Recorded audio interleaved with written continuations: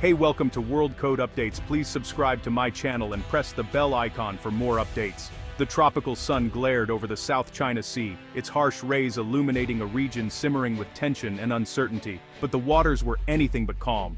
Beneath the surface and across the horizon, a storm was brewing, one not of nature, but of nations. A Philippine Coast Guard vessel, on what was supposed to be a routine resupply mission to the BRP Sierra Madre at Second Thomas Shoal, suddenly found itself encircled by massive Chinese Coast Guard ships, their imposing hulls dwarfing the smaller Philippine craft. The Chinese ships closed in, blaring horns and performing dangerous maneuvers, cutting across the bow with only feet to spare. The air was thick with the sound of engines and warning sirens, a clear message of dominance and intimidation. Suddenly, high-pressure water cannons battered the Philippine vessel, shattering windows and injuring crew members. The force of the water was so intense that it left the deck in chaos, with sailors scrambling for cover and tending to the wounded. This was calculated intimidation, not open warfare. China's clear attempt to block the mission and assert its sweeping claim over Philippine waters. Every maneuver was a show of force, designed to test the resolve of the Filipino crew. The Filipino crew, armed only with resolve and a sense of duty, faced a stark choice: escalate and risk a dangerous conflict, or retreat and abandon their mission, potentially ceding ground in the ongoing struggle for sovereignty. Refusing to back down, they held their ground, documenting every move with cameras and smartphones, providing the world with undeniable evidence of China's coercive tactics and aggressive behavior at sea. This was more than a maritime dispute. It was the front line of a global struggle over international law, freedom of navigation, and the rights of smaller nations to stand up to powerful neighbors. The world watched as the Philippines, outmatched in size and power, stood firm against relentless pressure, their courage broadcast across continents and sparking debates in capitals far from the South China Sea. The standoff at Second Thomas Shoal was just one episode in a much larger campaign to reshape the South China Sea, a campaign whose outcome will echo far beyond these contested waters, shaping the future of the region and the rules that govern our oceans. For years, China's actions in the South China Sea were described as gray zone warfare, hostile maneuvers that stopped just short of outright military conflict. These tactics included everything from shadowing foreign vessels to building artificial islands, all while avoiding direct confrontation. The term gray zone suggested a murky area between peace and war, where intentions and legality were hard to pin down. But now, experts and policymakers are using a sharper, more precise term: IAD, standing for illegal, coercive, aggressive, and deceptive behavior. This new label reflects a growing consensus that China's actions are not just ambiguous, but cross clear legal and ethical lines. This isn't just a matter of changing words. It's about accurately describing the reality on the water and calling out China's actions for what they truly are: deliberate violations of international norms. Dr. Ely Ratner, U.S. Assistant Secretary of Defense, points out that gray zone implies uncertainty or plausible deniability.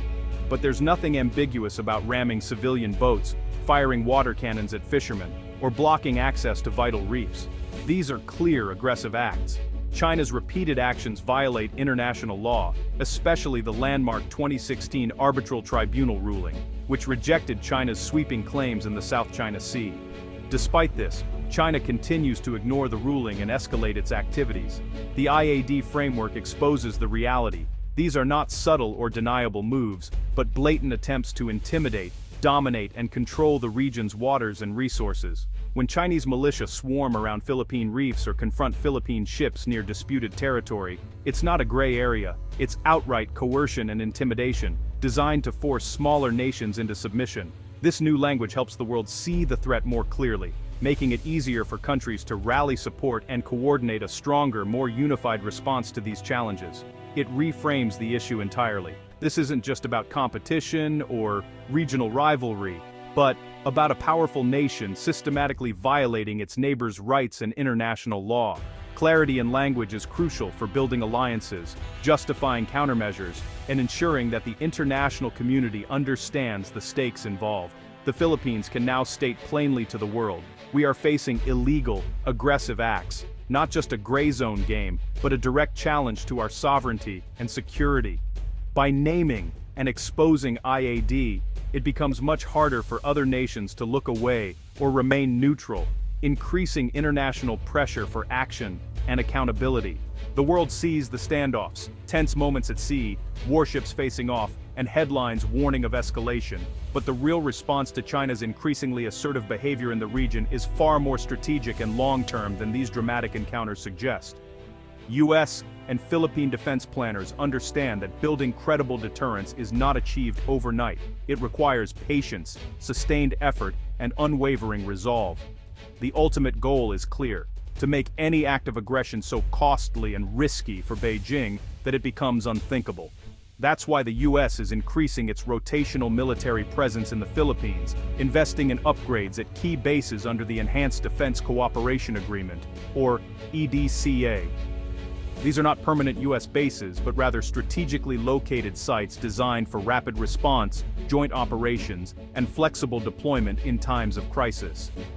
Joint military exercises like Balikatan have expanded in both scale and complexity, now focusing heavily on maritime security, coastal defense, and real-world scenarios.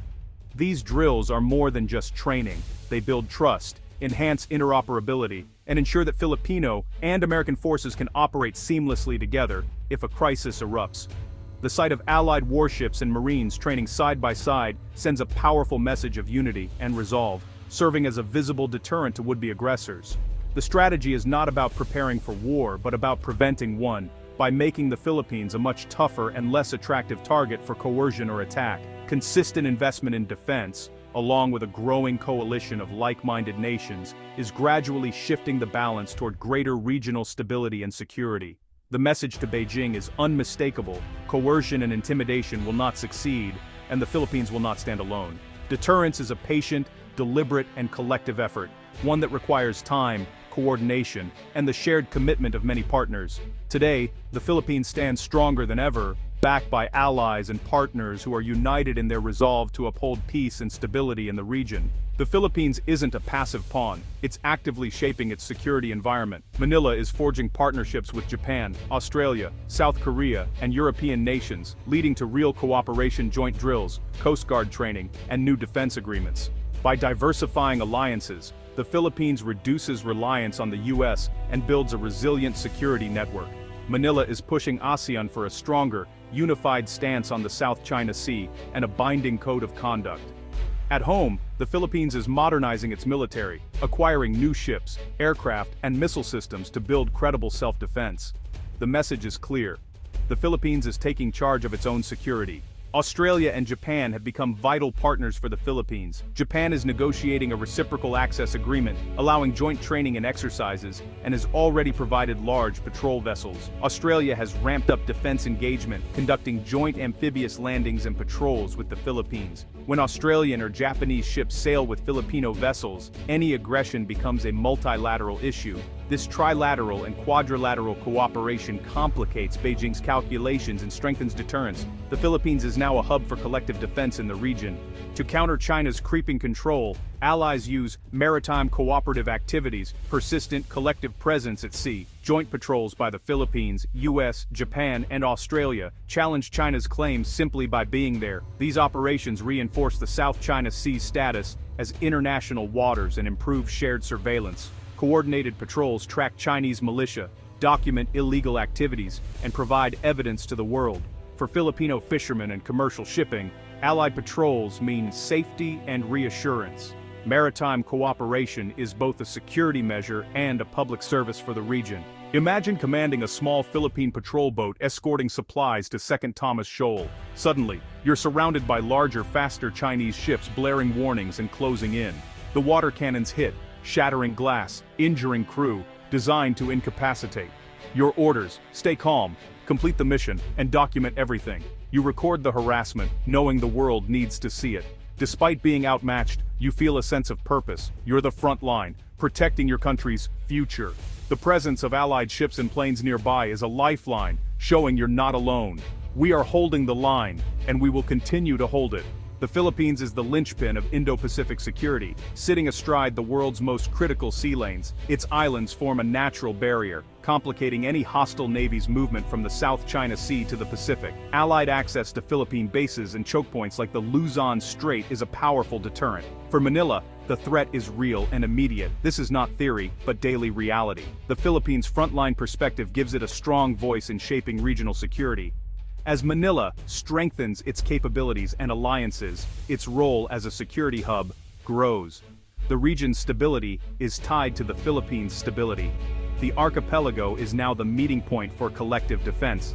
The Philippines is at the center of a growing web of alliances, changing the game in the South China Sea. China's IAD strategy aimed to isolate its neighbors, but the Philippines' coalition building is proving that wrong. This deterrence network isn't a rigid alliance, but a flexible, multi-layered system, bilateral, trilateral, quadrilateral, and diplomatic.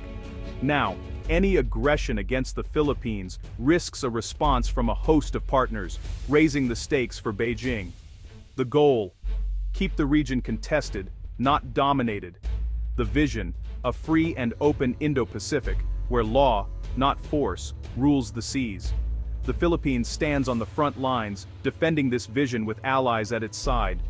The pressure from Beijing will continue, but Manila is no longer alone.